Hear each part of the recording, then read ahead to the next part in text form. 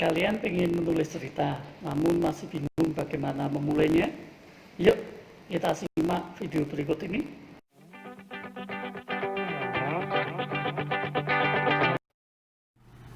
Bertemu lagi dengan saya Pak Anton. Dalam video kali ini kita akan belajar menulis cerita imajinasi. Terima kasih untuk semua subscriber, dan buat kalian yang menginginkan untuk tetap terus menerima informasi-informasi terbaru dari channel ini, silahkan yang belum subscribe bisa untuk segera subscribe. Apakah kalian ingin menulis sebuah cerita imajinasi yang tentunya meyakinkan, asli, dan mungkin juga berbeda dengan cerita-cerita imajinasi yang lainnya?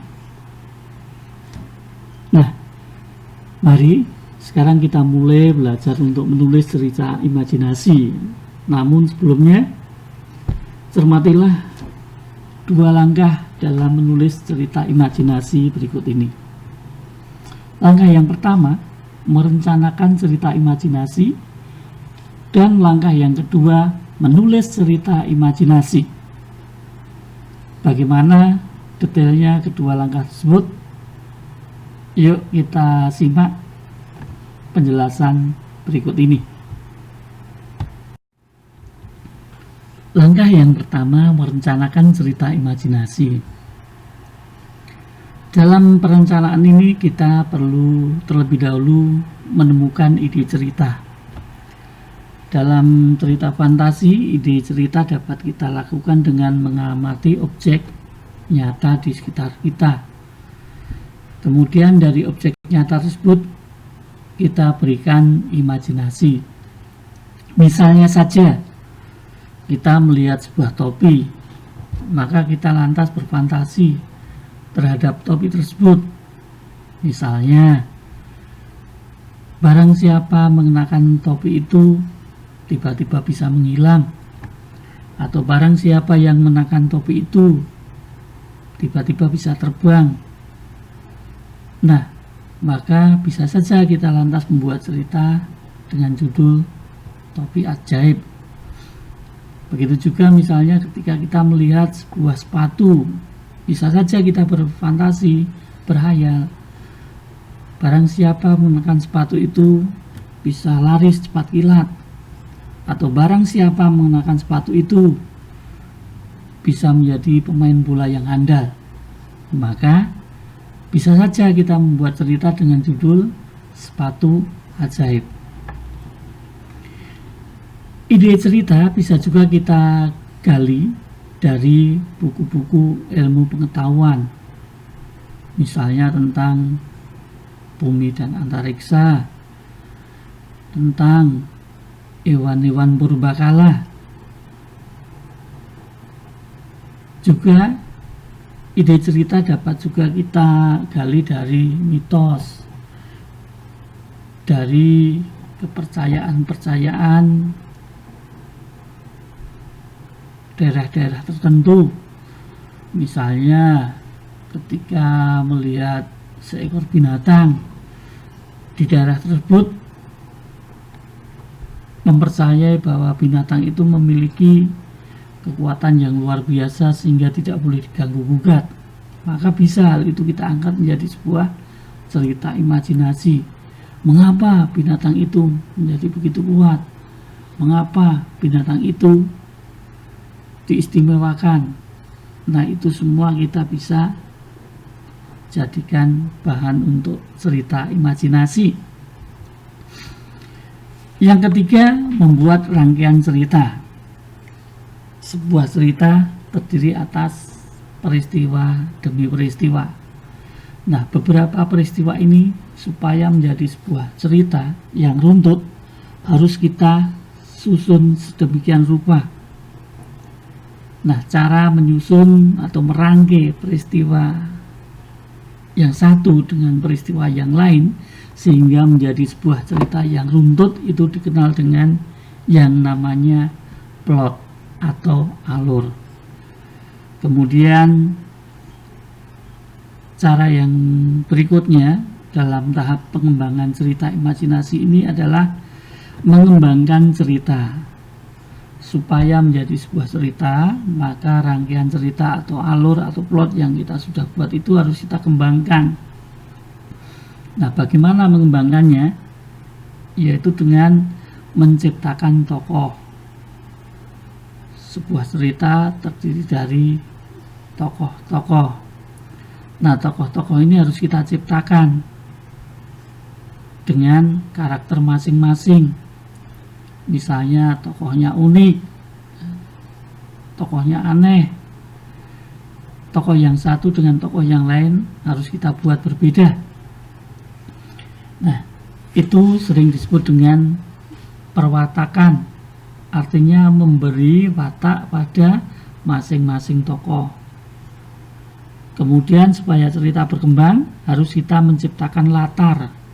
Latar ini meliputi di mana cerita itu terjadi, kapan cerita itu terjadi, bagaimana suasana dalam cerita itu.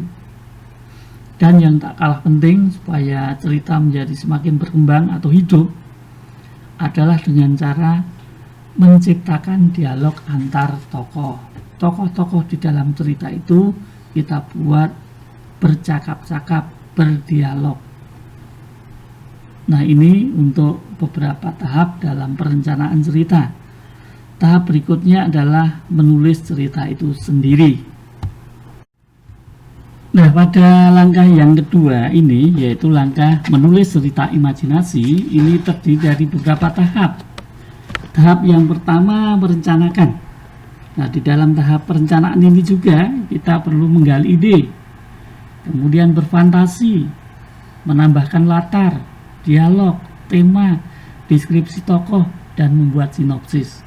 Ya, untuk bisa memulai bercerita kita harus menggali ide, misalnya dari hal-hal yang ada di dalam kehidupan nyata yang ada di sekitar kita, kemudian kita memberikan fantasi terhadap hal-hal tersebut. Misalnya kita bisa berhayal pergi ke masa yang telah lalu, atau berhayal untuk pergi ke masa yang akan datang. Artinya kita mulai menambahkan latar, yaitu kapan, di mana, dan bagaimana suasana dalam cerita itu.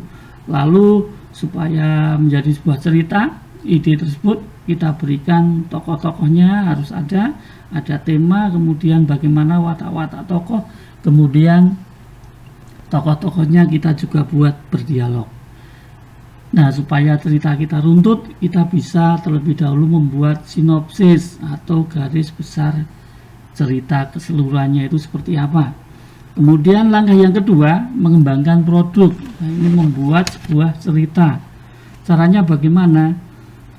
Dari sinopsis atau kerangka yang kita sudah buat itu, tiap-tiap bagiannya mulai kita kembangkan menjadi sebuah cerita yang menarik. Di antaranya supaya bagian-bagian berkembang itu ya tokoh-tokoh yang ada mulai kita hadirkan, kemudian tokoh-tokoh kita mulai buat berdialog, kemudian tokoh-tokoh mulai mengalami sebuah peristiwa kejadian satu demi satu yang runtut.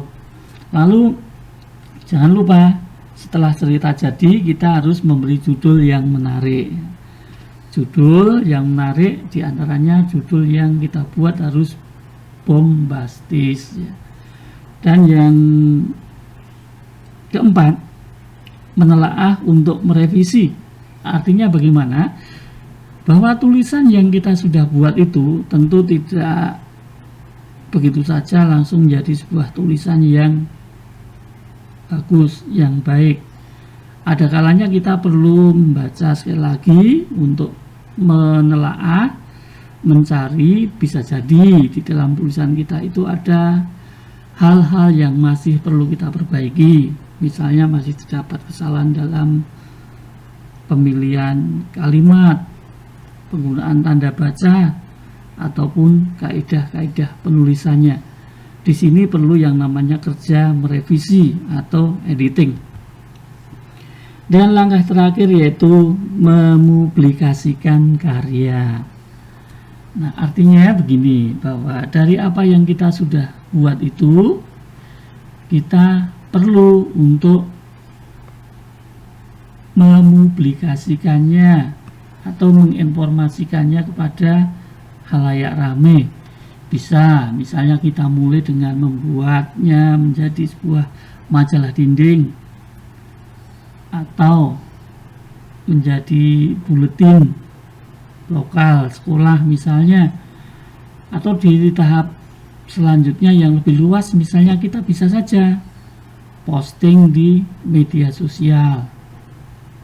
Kemudian kalau ternyata kita sudah merasa bahwa tulisan kita ini sudah bagus, bisa saja kita terbitkan untuk konsumsi masyarakat luas. Nah, ini tadi sedikit tips dan langkah-langkah bagaimana kalau kita akan menulis sebuah cerita imajinasi.